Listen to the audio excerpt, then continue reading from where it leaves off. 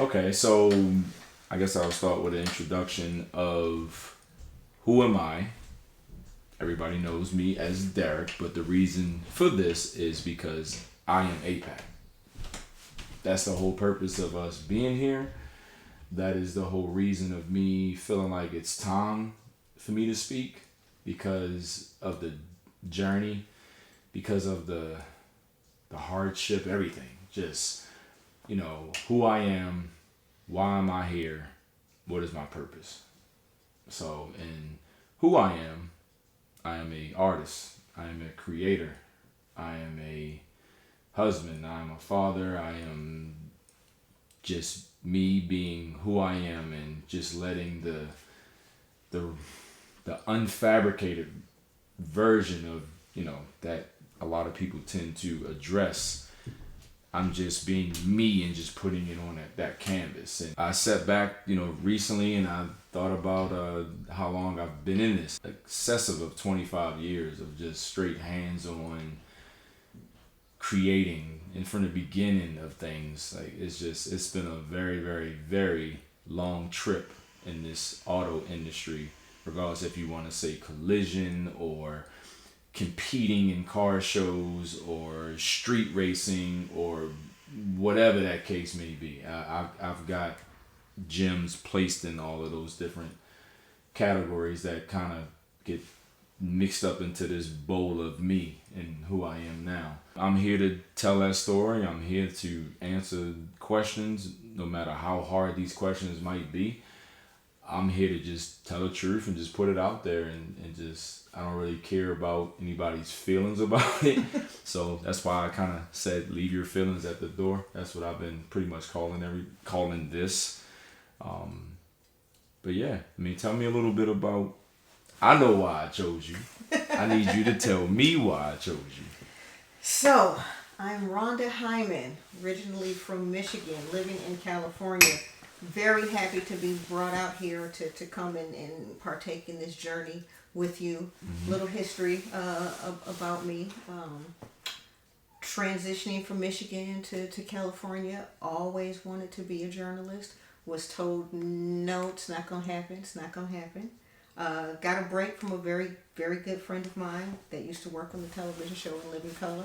Mm. And he left In Living Color, started producing music videos, and he brought me on to produce music videos. The very first job was $75 for 16 hours worth of work. And my job was to wipe the sweat stains from her pits so she could return this dress. Wow. That's what I want. Wow. Did that for several months, worked on great music videos. Ice Cube, R. Kelly, maybe I shouldn't say R. Kelly, but Ice Cube, R. Kelly, Tupac, all of that. Realized my passion was always writing. I've always been a writer, realized that was my passion. Figured I should pursue that. Was very arrogant and naive in thinking that, oh, my background and doing music videos, I can go write for a magazine real easy. Yeah, no. Yeah. If you've never written for a magazine, you can't write for a magazine. You have nothing to show. So being creative, I put some things together to appear to have written for a magazine. Kids, don't try that at home. Matter of fact, kids, try that at home. Do whatever you need to do to progress. And in a very, very short time, which felt like an eternity to me, but was literally like 3 weeks, I got a call from one of the biggest rap magazines at the time, and said, I'm going to give you this, just take this little assignment, I said, okay, fine, I'm going to take the little assignment. Well, a little assignment turned out to be Master P. With Master P, nice. Was Master P. Right. And went and did the interview and apparently did such a good job. Before I even turned the story in, the very next day, the editor called me and said, I don't know who you are. I don't know where you came from, but you're amazing. How many stories do you want? Was born from there. Nice. So hip-hop is in my core, authentic, just genuine, guerrilla style, unfiltered, unadulterated. It's just in my core. Couple that with, and you know this, and people who know me know, I'm a car person. Oh yeah. Oh yeah. I am a car nerd. I nobody expects that, but the people who know me know that. So to be able to bridge those two things that I love, being able to tell your narrative and help bring that story, coupled with me being able to find out more about things that you do with cars and I tell you people they're amazing. They're amazing. I'm so excited to be here. So this is gonna be a dynamic conversation. I'm excited. And the fact that I just learned all of that just now. So I always speak about energy. Mm-hmm. I always talk about reading the room, reading the person, reading the energy before you even just speak about it. I didn't know any of that. But me hearing that for the first time and then pairing that to the feeling a little bit that, that my wife has already spoken about and told me about over so many years about you, and to be able to sit here and go down this road that was just my reading was correct. And I'm definitely thankful for you to be here, from all the way on the other side of the map. And just to talk a little bit about the whole car, you being into cars and your first trip to the shop. Hearing your knowledge in that short period of time and just some of the terminology that you used, I have been around individuals for years that are in this industry that still don't know those terms, or not just know those terms, actually know the process of what it takes to achieve certain things when it comes to dealing with chemicals and, base coats and clear coats. And the fact that you know that automatically let me kind of grade where you were. And I was like, holy crap, this was just like 10 minutes of conversation. And, right. This woman's knowledge is up there. And, so once I heard that, obviously with me being in the industry, you get excited. Like, okay, let's start peeling back all these layers and find what else you know. Because I just don't come across that a lot.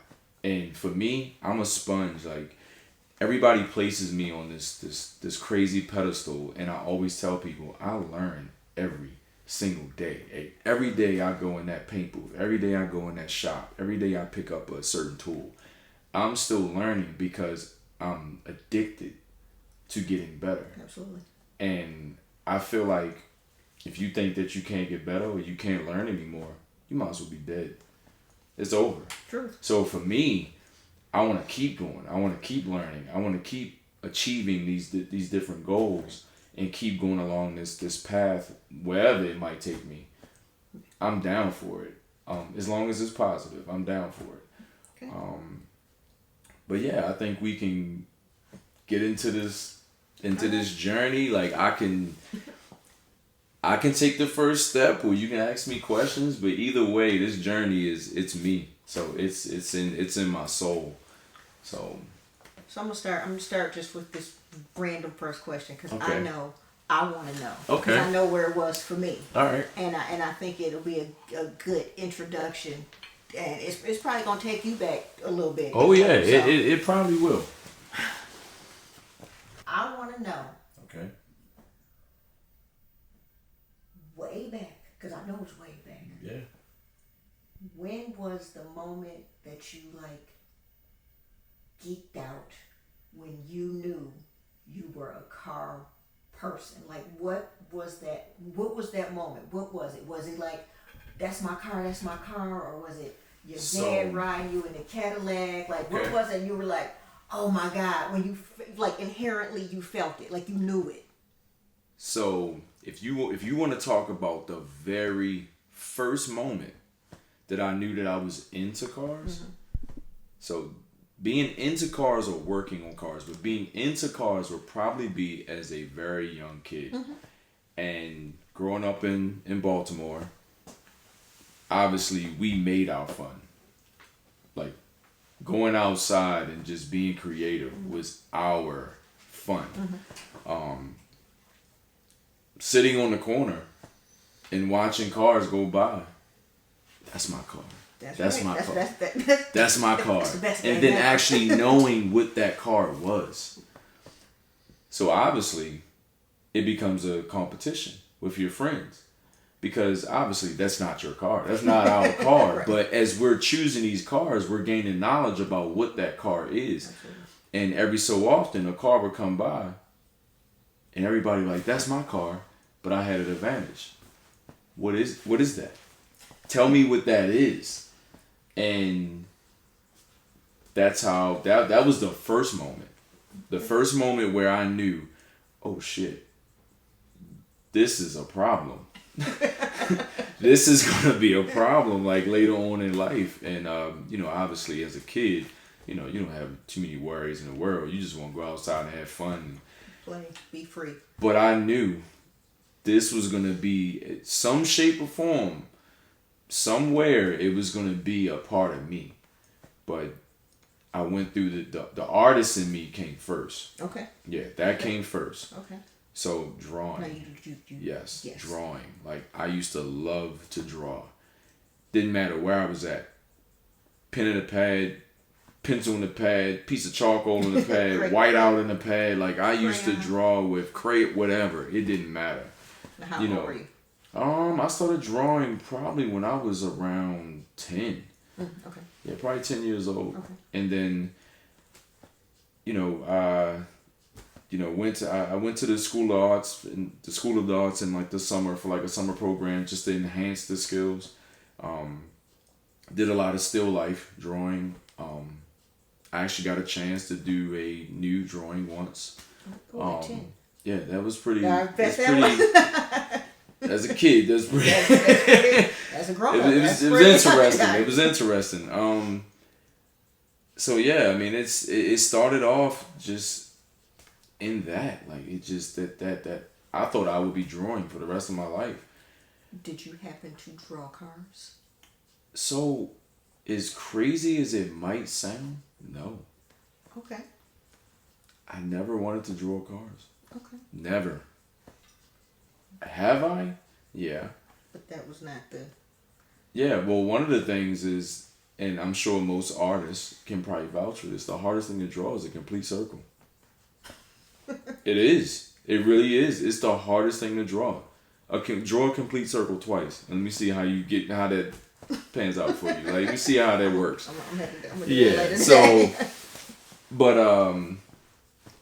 I never really attempted to just draw a whole car. Okay. I was more so drawing pictures of people, still life, creating designs, just with colors. Like, I love colors. I'm not afraid of any color, which is why I love going in the mixing room. Like, I love colors. Like, I can drive a pink car and be comfortable. It might be the most aggressive pink car that you've probably seen, but I will be comfortable with it because I'm not afraid of colors, which is why I love sneakers. And that's just who I am. Right. Like I love to create using the colors I think they're there for a reason. Absolutely. So when did the transition, or when did you notice the transition from drawing in that medium of art?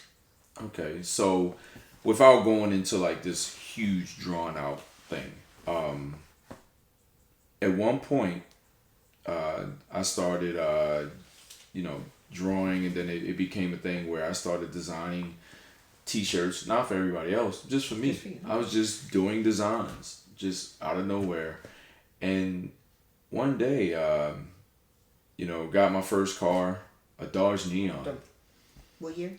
A 99. Oh. 1999 Dodge Neon, and I did not get it. What was it? Was it blue or was it? It was purple. Because they only made like two colors. Okay, let me say it was purple. It was amethyst. Oh, okay. That was the first thing. I never knew that I was gonna take this car to that level. And as amazing as or surprising that what I'm about to say, you know what my first mod to that car was? And it's gonna sound crazy when I say it, okay, because you can compare it to the level where I am now versus back then. And a mod on the Neon, so that's a whole. And I'm gonna say this because I'm sending a message to our youth as well. Okay. Don't stop gunning for what you believe in. Absolutely. Like, no matter how small it is, Just keep going. My first mod to that car was a set of hubcaps from Pep Boys.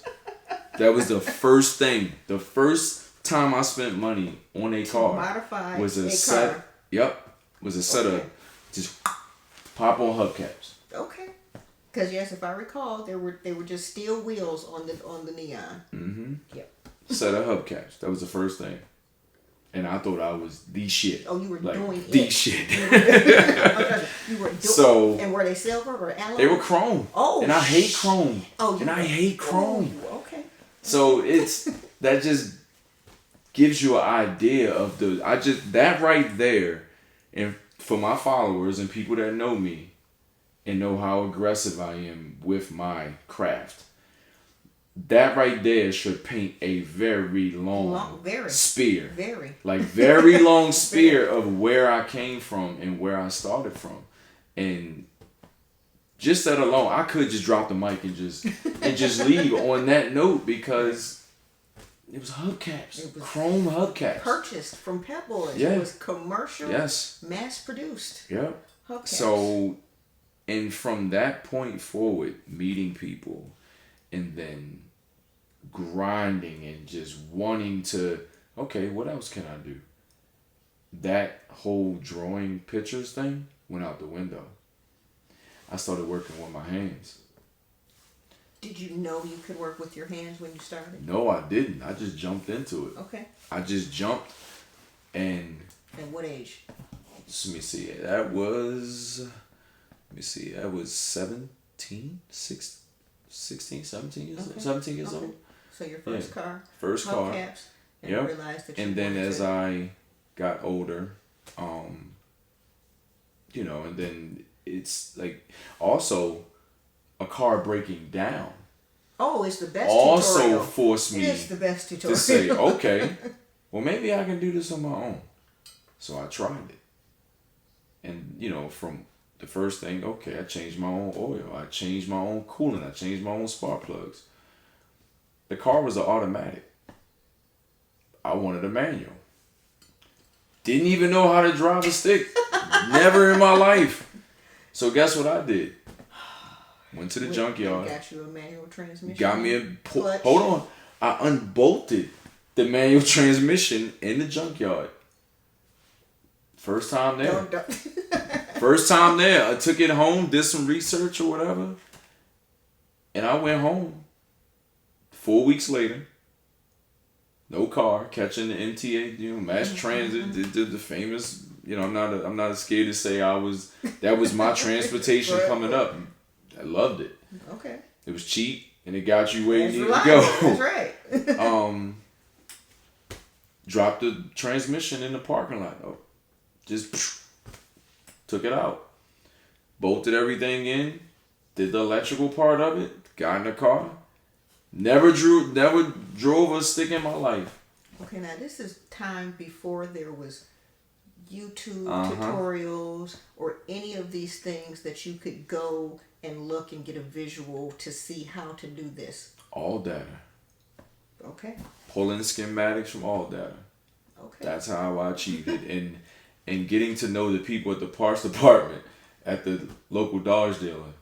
Okay. That was it. That was the leap. And I did it.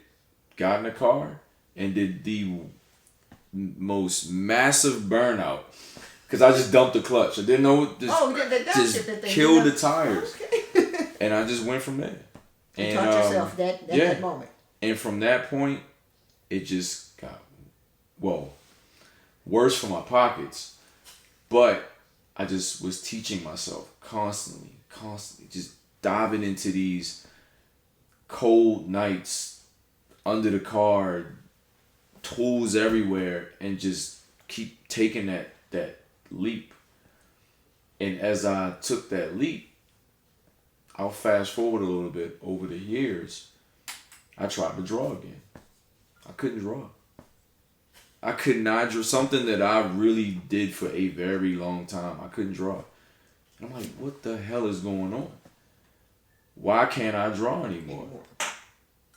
It transformed into me working with my hands And like I'll jump a little bit forward, and that's why I'm so thankful today, because now I realize this whole brain, eyes, hands thing that I got going on is a gift. Oh, it truly is a gift, and I've taken it and just took off with it. So. Okay. So let's jump a little ahead from you dropping this in the parking lot. Yeah. Fucking a whole clutch clutch it up. gets deeper. Fucking a whole clutch up. We gonna just assume you fucked the whole clutch up. Yep. Oh yeah, I did. And getting closer to where your fans, your followers, people know you, because there was a Derek, but then there became an APAC. Right.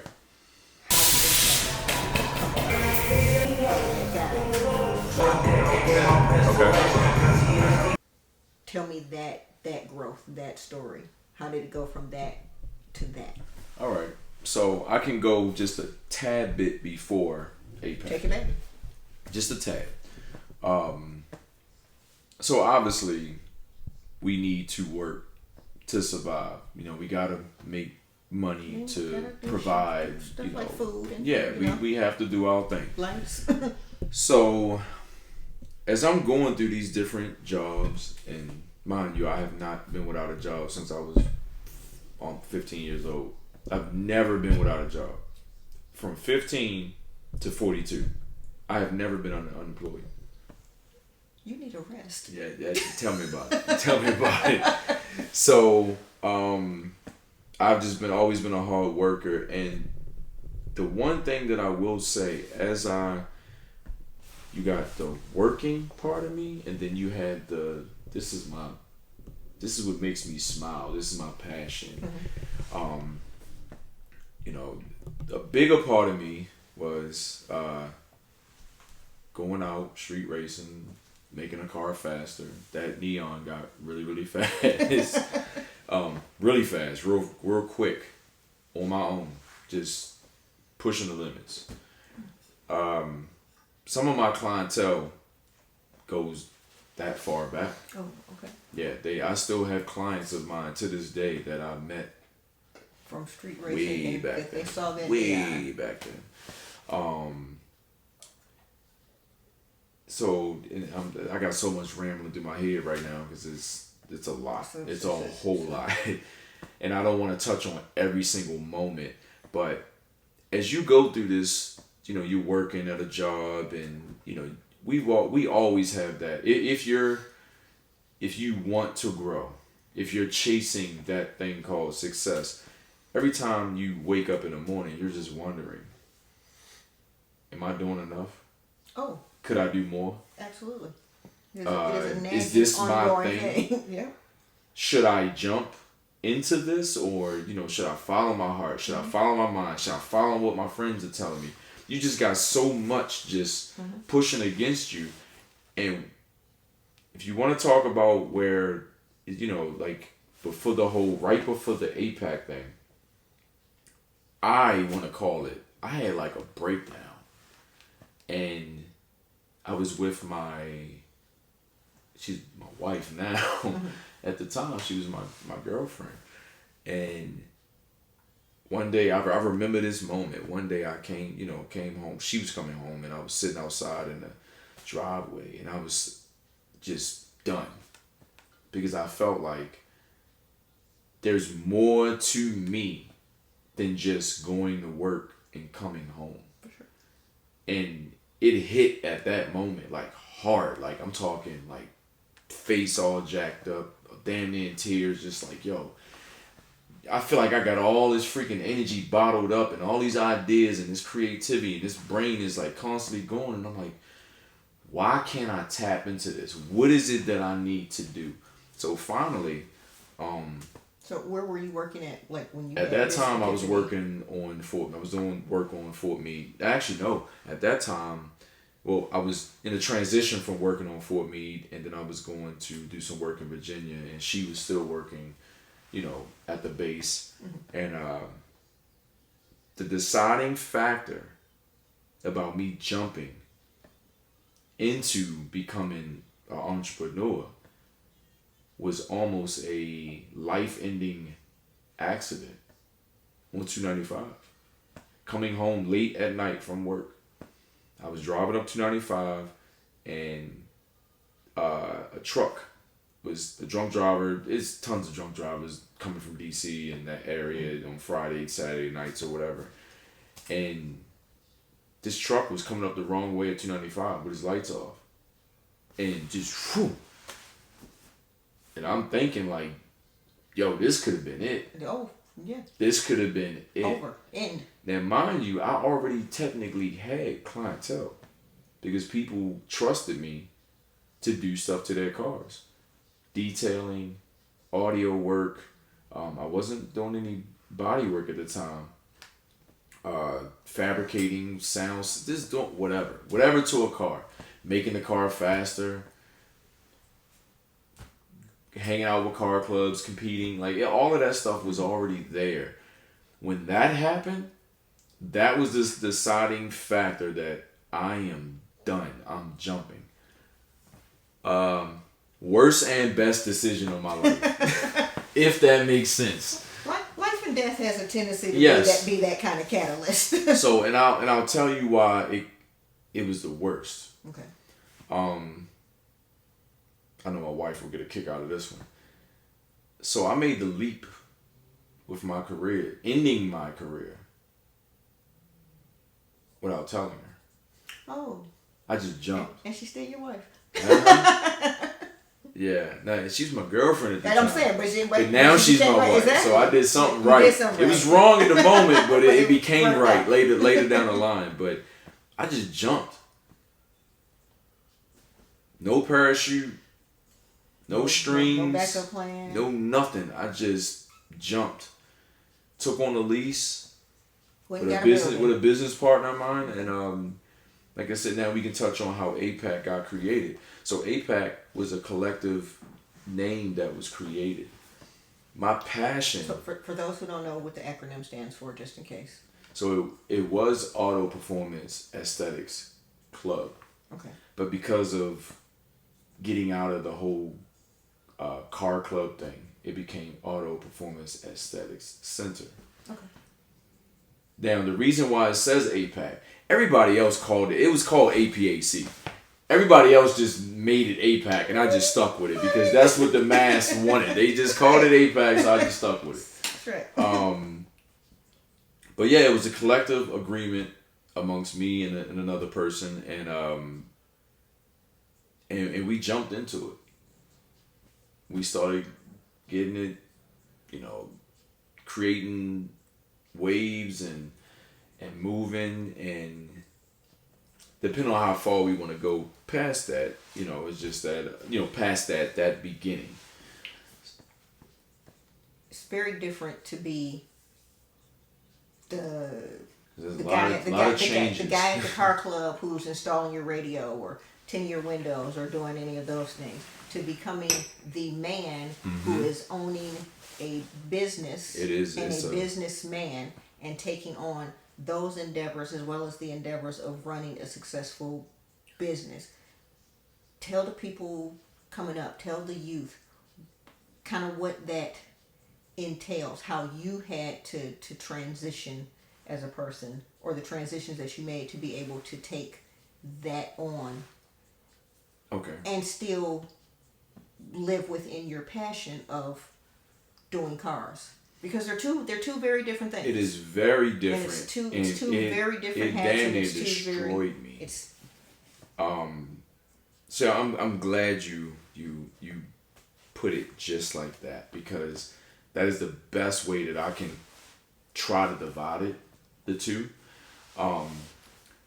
So coming from a competitive person, that I competed with other people, and when it comes to competition, I am very no holds barred aggressive. Like, no. I want to win. Absolutely. I don't like to lose, and I'm willing to do what I need to do to win legally. And fair. Like, I've never been unfair with this stuff. But I like to win. And coming from someone that competed within, as a car club or a group of people, you're a group. I don't care how you slice it. There's always an alpha in a group. Always. My saying was, you can't label yourself as an alpha. The people have to put you there. Oh, absolutely. Yeah, if you go in and say, I am the man. You are not. That's normally not the guy. That's not the guy. The loudest dude in the room. That's the same person who's telling people, I'm smart. No. Right. You aren't. No. I was always the quiet one, but I was always the most busy. Okay. And people came to me for guidance. Not because I wanted to. They felt comfortable of putting me in that position. Absolutely. And as these things go on, okay, yeah, I love to compete. You're putting me in that position. You're asking me what to do. You want me to do this to your car. And I'm going to treat your car like my car. But I want to win. So you should too. So you need to be competing as if you're coming for me. And that's not personal. That's just what it is. It's a sport. Better natured. Yeah, exactly. Yeah, if we get in the ring and put gloves on, either I'm getting knocked out or your ass is getting knocked out. But at the end of the day, when we wake up and we good, we shake hands and we keep it pushing. Right. So I looked at it like that. Most didn't. Most don't. Yeah. And they took my competitive nature as being aggressive. So I had to separate it. But the reason I'm still doing this thing is because I am a entrepreneur and I'm a car enthusiast. And I mix them together. Combine the two. Right. So that is why I treat my customers. That is why, there's not one shop in the state of Maryland that you can text the owner and get updates and get pictures and show me in the booth doing my thing with your car, editing videos at 3 a.m. Ain't not one shop. No. Not one. No. That is the enthusiast in me because I know what it's like to not have your vehicle. It's important. It's comfortable. Mm-hmm. Like, you got to be comfortable with it. For sure. So that's why, I have people's cars and I'm like, hey, man, I know it's been some time. I'm getting to it. I'm working on it. But here it is. I can show you.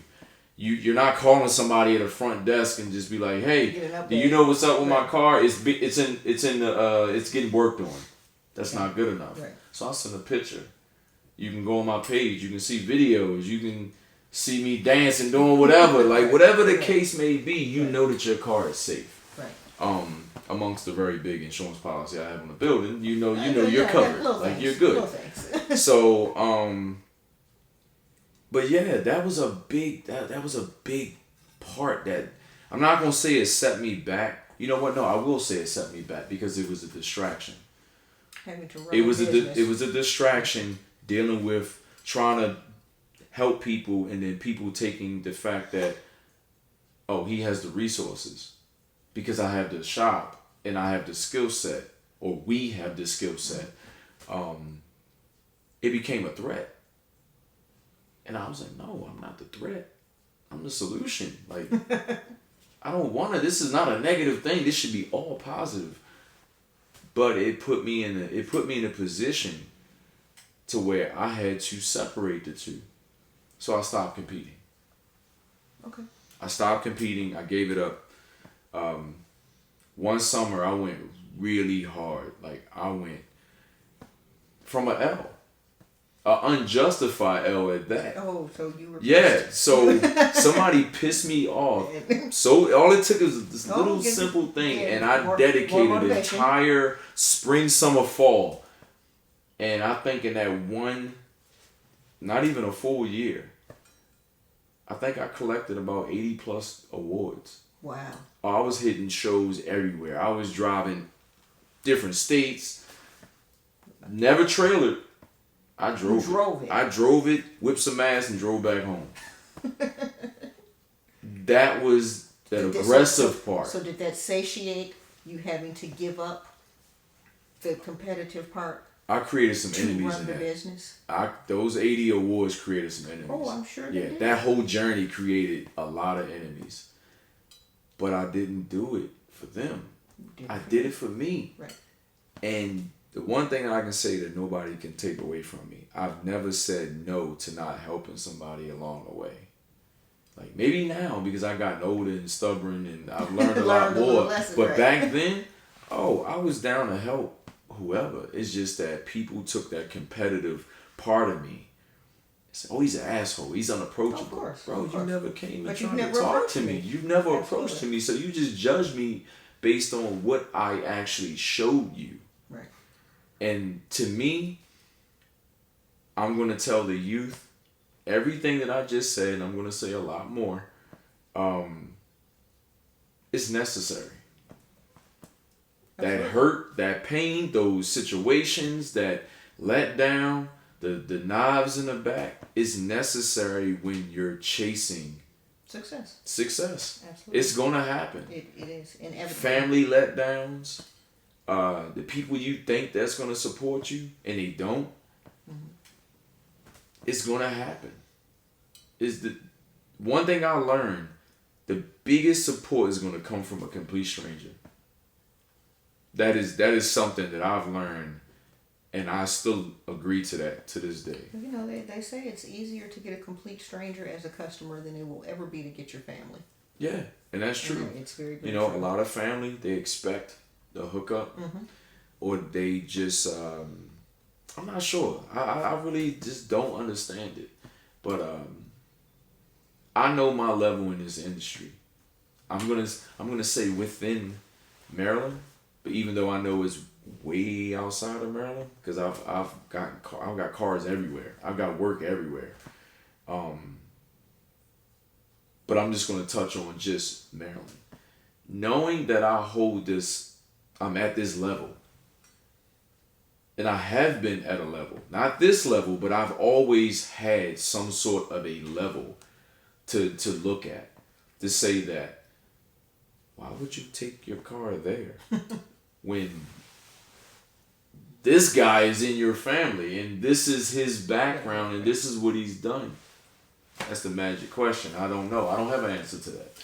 I think if we both did, we'd have $1 million. Yeah, we would. So, but once again, those are the things that it's necessary. It made me stronger. It made me want that goal even more. It made me hungrier. So, even though how hurtful it might sound, these scars that I have to wake up every morning and everybody that, just social media does a strange thing nowadays. Like, my grind is before social media. I do. I'm just using it because, hey, you know what? It's a platform. It is a platform. I'm going to get it. Yep. I'm going to put it out there. But I started way before that. But social media has this thing now where you can see a little bit more into people. Then, I'm going to show you what I want to show you. And that was going to be that is a good and a bad. Oh, it is. Because there's a lot of false narratives out there that are just created. I can show you what I want to show you, and I can. This is one of the reasons why we're sitting here right now. Absolutely. Is because of the smoke and mirrors that tend to come with that whole social media thing. So let's expand on that, because I always have that same conversation with a lot of people, which is you only see what somebody allows you to see. You utilize the social media platforms, the Facebooks, the Instagrams, to show, obviously not on your customers and your clients, but to show the work, the steps, the stages. You utilize these, and I know just a little behind the scenes that you use these as tutorials to teach people and to do these things. We've talked about, the paint booth and hardeners and 2-stage and 1-stage, all of these things. Because they only get to see a small glimpse, go broader into what your day by day entails. Okay. Because it looks real simple when they see you do a flash and a bang and now it's green paint. Exactly. And that looks Yep. like it happened in real time in 20 seconds, but they're not seeing that there is prep to this. They're not seeing there's stripping to this. They're not seeing that you are in here mixing one part, and we've talked about the part, a part yeah. of paint versus a part of hardener, or they're not seeing you sanding off 10 years of Bondo, just all these things. So Right. so that people understand that this is not an easy task, that this is not something that you just learned overnight. This is something that you built up to this level of skill. Mm-hmm. Tell people what a day in your life in that shop consists So of. I'm definitely gonna speak on that. I'm just gonna add something to the beginning Of course. to the beginning of that. So running a business, obviously, there's always that saying, you can't do it all yourself, right? I didn't want to do it all by myself. Nobody I didn't. does. I didn't. But the one thing that I've learned, and I learned this now, there's a difference between when you talk about entrepreneurship and following your dreams. A lot of people tend to mix or intertwine, like, if I wanted to go and invest and get a franchise, do Chick-fil-A or something like that, the blueprint is already there. Mm-hmm. You just got to come up with the green to be able to buy in. To buy, yeah. There's a difference when you're trying to create that, you're trying to become an entrepreneur within the passion that you, the skill that you have. You're trying to write the blueprint. Yes, there is, but see, back then, I didn't know that there was a difference. Mm-hmm. Now I know, because, which is why I say I am APAC.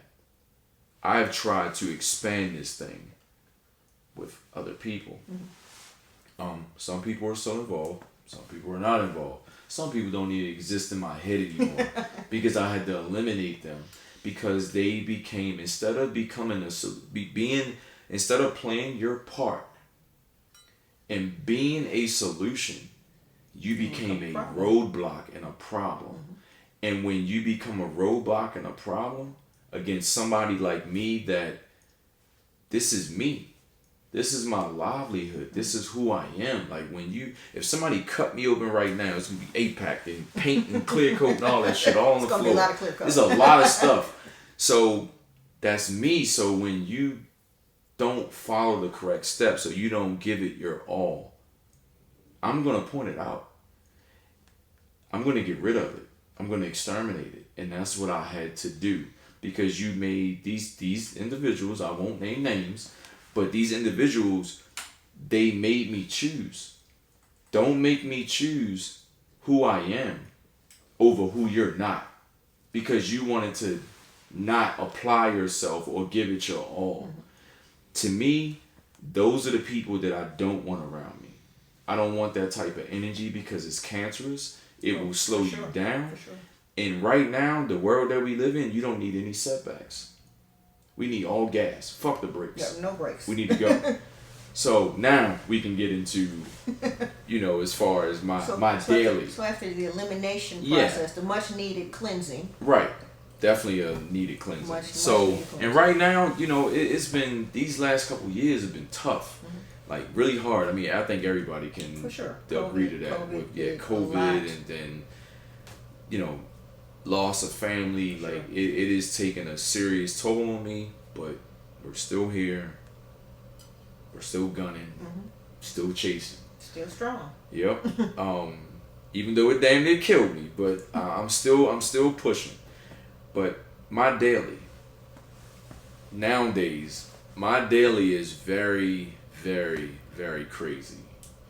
So, I'll just put a couple facts out there. So, I average about 70 plus miles a week walking, just within my shop. People who don't average 70 miles Right, you know, 70 a miles, month, Joe. This a the month. watch be Right, going crazy, and the watch is like, okay, this can't. yeah, I got this can't awards right. from the little app on the Oh, yeah. watch. I don't pay attention to the awards that I get from you've that clearly shit. got like 20 of them. Yeah, but I get off. But one day I just happened to research it.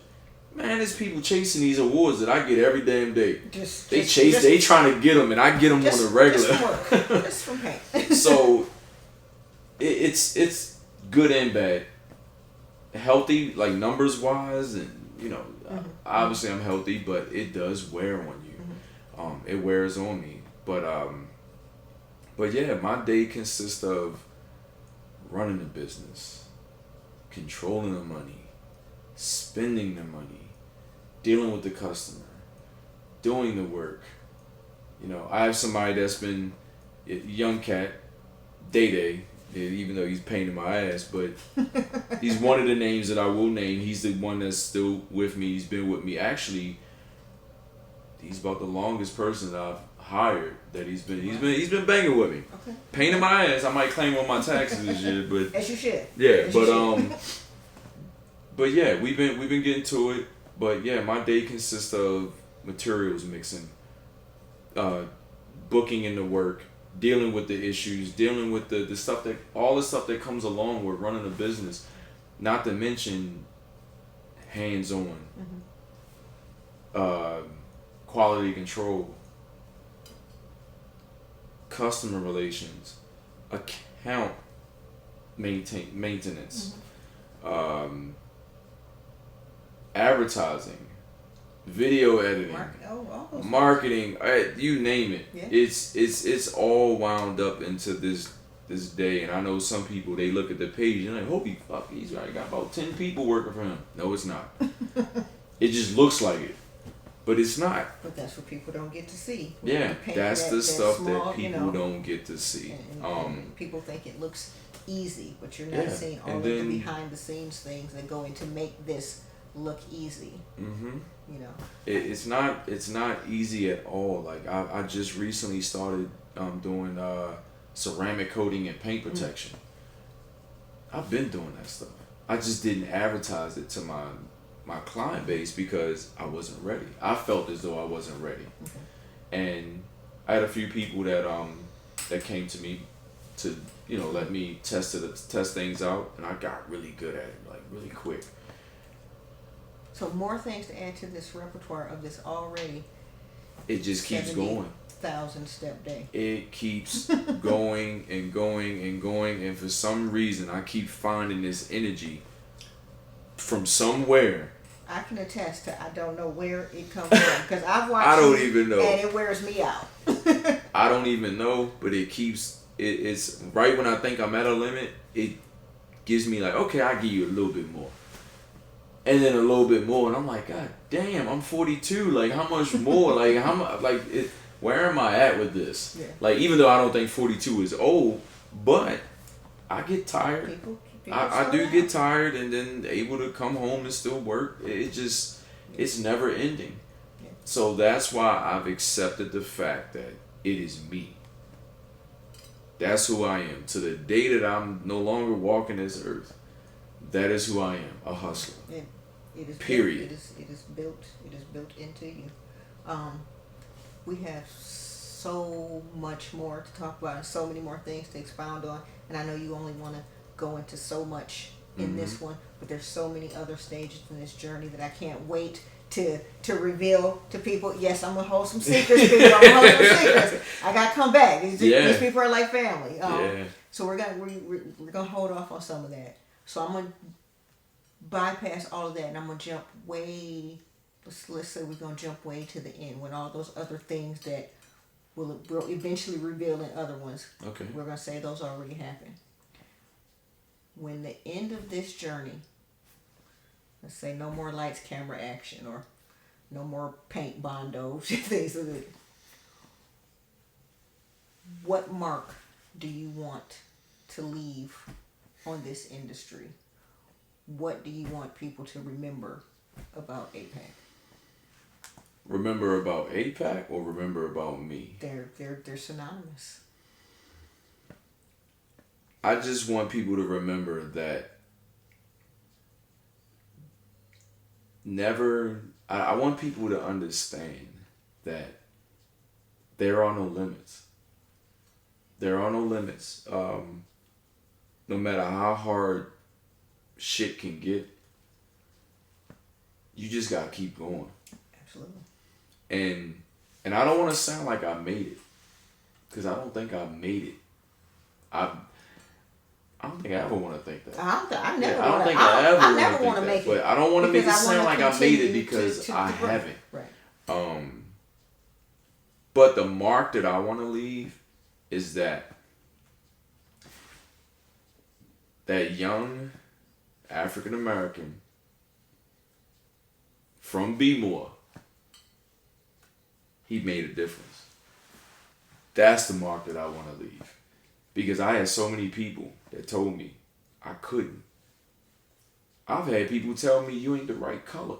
Oh, yeah, for sure. I've witnessed it. I don't believe it. So the mark that I'm leaving is that I want to make sure that people understand that I know how to bridge that gap. I don't see color. There is not. You see paint I colors. understand it though. I understand the color. For sure. I understand it wholeheartedly. I get it. Call a spade a spade. But I'm bridging that gap. And I'm going to keep going. So with that said, because there's so many other layers and things and so many things to come. Mm-hmm. If you had right this moment to just encapsulate your entire story up until this point, tell me one word that would describe your life in this life's journey. One word. One word. That's a good one. I got a lot of words. One word. Let me see. Grind. That is me. That is me. You can take the whole equation and then grind. That is it. I think that was a fucking awesome conversation. I love it. I love it.